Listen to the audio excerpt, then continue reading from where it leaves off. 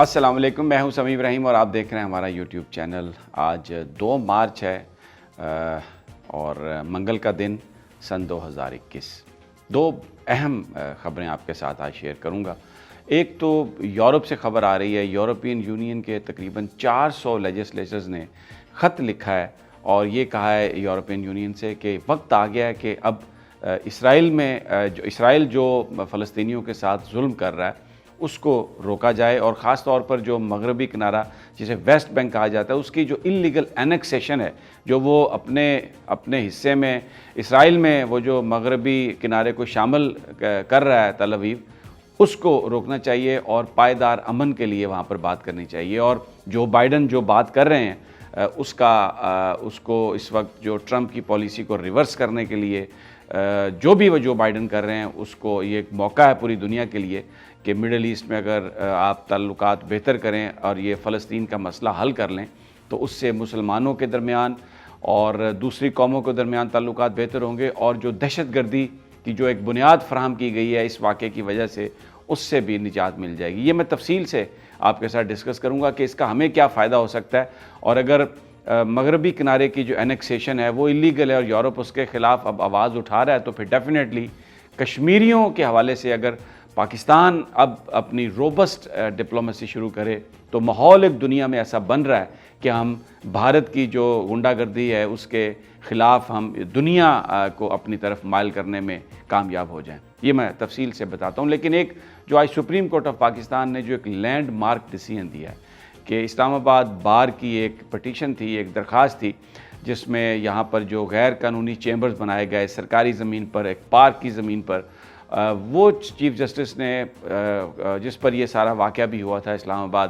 High court کے chief justice اطہر من اللہ صاحب کے ساتھ بھی زیادتی کی، وکلاء نے، اور وہاں پر چلے گئے، گھس گئے اور ان کو ایک طرح سے ہوسٹیج بنا لیا۔ تو اب آج سپریم کورٹ نے اسلام آباد بار کی اپیل خارج کر دی ہے۔ تمام جو اللیگل چیمبرز ہیں وکلاء کے، وہ کہا ہے کہ ان کو فوری طور پر گرا دیا جائے، اور وہاں پر وکیلوں نے جو بات کی کہ جناب وہاں پر تو غیر قانونی عدالتیں بھی ہیں، تو چیف جسٹس آف پاکستان نے یہ کہا کہ تمام جو عدالتیں ہیں، بھلے وہ جو بلڈنگز ہیں بھلے اس میں عدالتیں بھی ہیں، آپ ان کو بھی مسمار کر دیں۔ ایک بڑی کلیئر گائیڈ لائن آئی ہے۔ اور ایک اور جو observation the chief justice of Pakistan نے کہ اگر وکیلوں نے کوئی اپنے چیمبر بنانے ہیں، وہ ان کا کاروبار ہے، تو ان کو چاہیے کہ جہاں انہیں جگہ ملتی ہے وہ خریدیں وہاں پر اور جا کے اپنا چیمبر بنائیں اور کاروبار کریں۔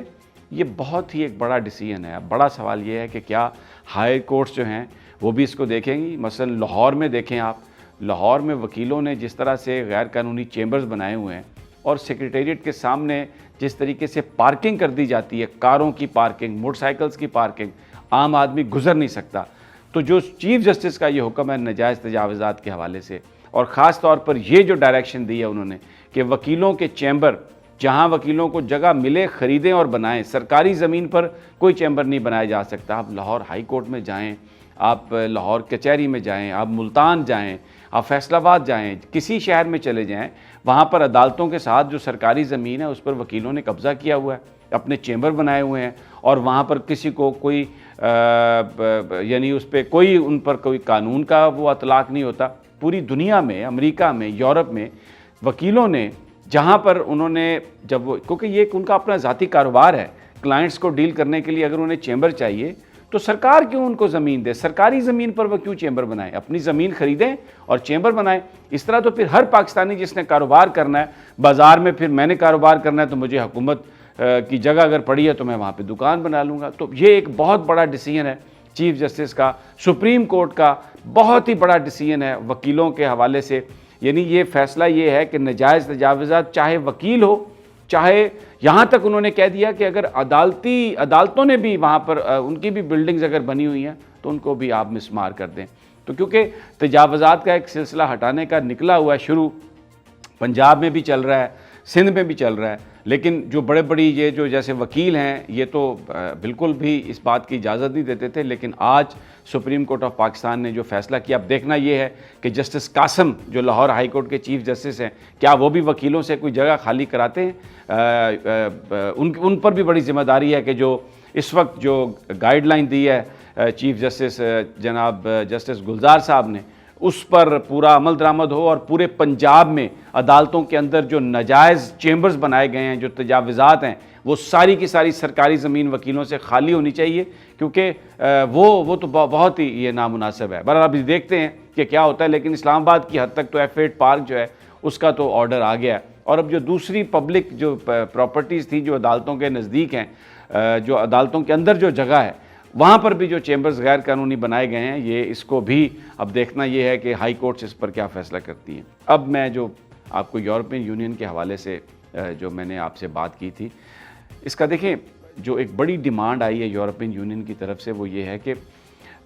جو 1967 میں جو اسرائیل اور عرب کانفلکٹ ہوا تھا، جس 6 دن کی لڑائی ہوئی تھی، جس کے بعد مغربی کنارے پر بھی اسرائیل نے قبضہ کر لیا تھا، اردن کا جو جسے ہم ویسٹ بینک کہتے ہیں، تو یورپین یونین کے جو 400 اراکین ہیں، جو ممبر پارلیمنٹس ہیں، انہوں نے یہ کہا ہے کہ جناب 1967 کی بنیاد بنا کے وہ جو بارڈر پہلے تھا، تو جو 2 ریاستی نظریہ ہے اس پر عمل درآمد کرنا چاہیے، اور اب ایک موقع ہے، امریکی صدر جو بائیڈن نے یہ کہا ہے کہ وہ جو فلسطین کے اندر جو ٹرمپ کی پالیسیز تھی اس کو وہ کنٹینیو نہیں کریں گے، تو یہ ایک موقع ہے کہ جو اس وقت ویسٹ بینک کو اسرائیل اپنے ساتھ ملا لیتا ہے، وہاں پر غیر قانونی گھروں کی اجازت دے دیتا ہے بنانے کی یہودیوں کی، اور فلسطینیوں کو نکال دیتا ہے، وہ سلسلہ رکنا چاہیے، اور جو بائیڈن کیونکہ اس کو روک رہے ہیں، تو ایک بڑا جو مسئلے کا جو حل ہے، بڑے حل کی طرف بڑھنا چاہیے۔ یہ پچھلے 3-4 سال جو ٹرمپ جب وہاں امریکہ میں صدر رہا، تو انہوں نے تو بالکل جو فلسطینی تھے ان کو اگنور کیا، اور یہاں تک کہ جو یروشلم ہے اس کو اسرائیل کا دارالخلافہ مان کر تل ابیب سے جو امریکی ایمبیسی تھی وہ بھی وہاں پر منتقل کر دی تھی، اور پھر اس کے بعد یہ جو غیر قانونی جو اسرائیل سیٹلرز کو لے کے جاتا تھا ویسٹ بینک میں، اس کو بھی انہوں نے کہا کہ جناب بالکل یہ کوئی غیر قانونی نہیں ہے۔ تو جو صورتحال تھی اس کی وجہ سے فلسطینی بہت ہی زیادہ پریشانی میں تھے، تو اب وہ پالیسی جو بائیڈن نے ریورس کرنے کا اعلان کیا ہے، ابھی تک یہ تو نہیں اعلان کیا انہوں نے کہ جو امبیسی اسرائیل میں جو امریکہ کی امبیسی یروشلم میں آئی تھی وہ تل ابیب میں واپس لے جائیں گے، لیکن جو غیر قانونی طور پر جو وہاں پر فلسطین کا جو علاقہ تھا، جو ویسٹ بینک ہے جارڈن کا، اس کے مغربی کنارہ جو ہے دریائے اردن کے ساتھ جو فلسطین کا حصہ تھا، اس کو کیونکہ وہ اپنا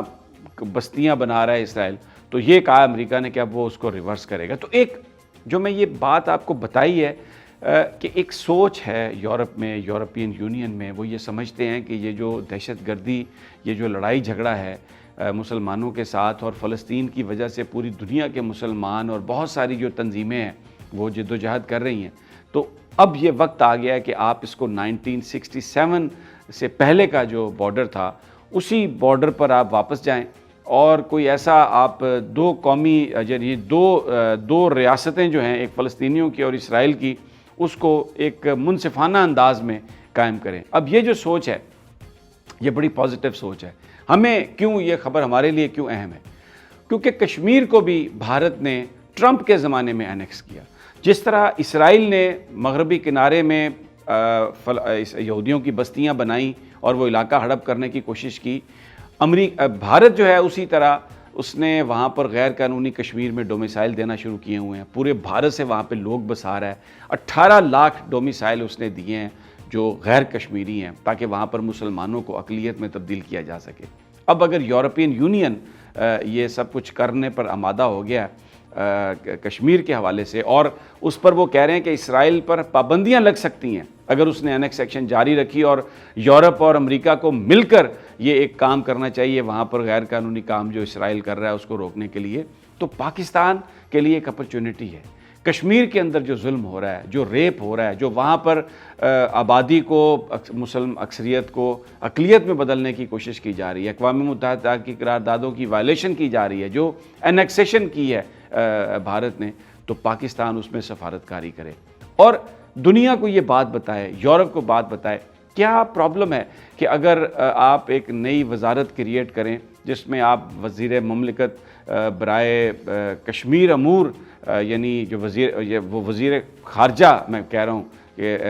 وزیر مملکت برائے خارجہ امور اور ان کے ذمہ کام ہو صرف کشمیر کا، پوری دنیا میں وہ جائیں، یورپ میں جائیں، امریکہ میں جائیں، کینیڈا میں جائیں، آسٹریلیا میں جائیں، اور جو بھارت جو کچھ کر رہا ہے کشمیر کے اندر ان ایٹراسٹیز کو ہائی لائٹ کریں، وہ ڈپلومیٹک سپورٹ فراہم کریں کشمیر کو، جو پوری دنیا کا کانشیس کو اٹھائے۔ اور اس وقت جو اگر ایک سوچ یورپ میں فلسطین کے حوالے سے ہے تو وہ کشمیر کے حوالے سے بھی پیدا ہو سکتی ہے، اور جو کشمیری ڈائسپورا ہے یورپ میں، امریکہ میں، جو پاکستانی لوگ رہتے ہیں، وہ اس حوالے سے بڑا ایک کردار ادا کر سکتے ہیں، اور پاکستان کی حکومت کو چاہیے کہ وہ اس کو استعمال کرے۔ یہ لمبے پڑنے والی بات ہے، آپ نے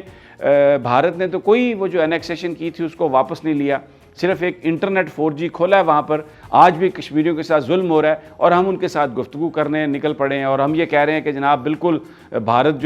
جب آپ بھارت کے ساتھ بیٹھنے کے لیے تیار ہوتے ہیں تو اس کا مطلب یہ ہے کہ آپ یہ میسج دے رہے ہیں کہ بھارت گفتگو میں سنجیدہ ہے۔ یہ غلط ہے، یہ فیلسی ہے۔ کسی فورم پر لے کے جائیں بھارت کو آپ، اور آپ کہیں کہ جناب now it is high time کہ بھارت نے شملہ معاہدے کی خود ایگریمنٹ کی خلاف ورزی کی ہے، میوچل تھا سارا کشمیر کا ایشو، انہوں نے یک طرفہ یونیلیٹرلی جو کشمیر کو شامل کیا ہے بھارت میں، تو اب اس کے بعد شملہ ایگریمنٹ کوئی ویلڈ نہیں رہا۔ اب دنیا آئے، سیکورٹی کونسل آئے، چائنا کو لے کے آئیں، آپ پوری دنیا میں اس کو ایک پوری کیمپین بنائیں آپ ڈپلومیٹک۔ تو یہ یورپ سے جو میسج آیا ہے وہ ہمیں یہ بتا رہا ہے کہ now this is high time we can do it. اب آپ مصلحتوں سے نکلیں، اور یہ جو امریکہ کی ایک کال پہ آپ لمبے پڑ گئے ہیں، اور پورا میں نے پچھلا جو اپنا ویلاگ کیا وہ بھی یہی اس میں بھی میں نے یہ بات کہی تھی کہ یہ ٹائم ہے کہ آپ اپنے مسائل دکھائیں، اور اپنے جو اپوزیشن کو بھی آپ اس حوالے سے ساتھ لے کے چلیں۔ مجھے یہ لگتا ہے کہ وہ بھی کشمیر کے حوالے سے ضرور ساتھ چلیں گے۔ پوری پاکستانی قوم، آپ پاکستان کی پارلیمنٹ میں بھی یہ ایشو لے کے آئیں،